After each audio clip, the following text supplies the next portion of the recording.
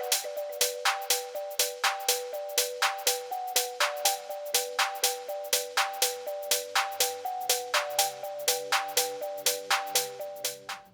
I'm Mike from Detroit Sponge. Today I want to show you the new Gardiner capsule design for their water-fed brush jets.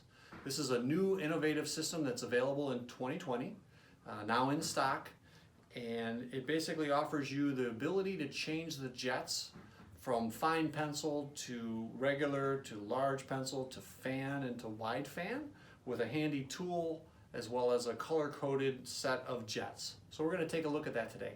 Of course, with the brush, the water hose comes up here to what we call the sprayers.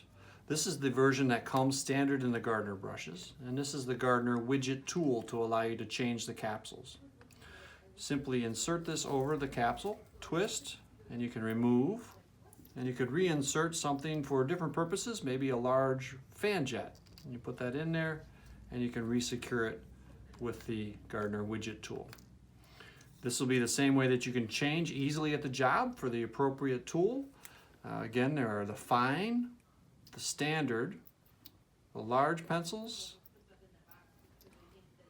the fan jets, and then the wide fan jets.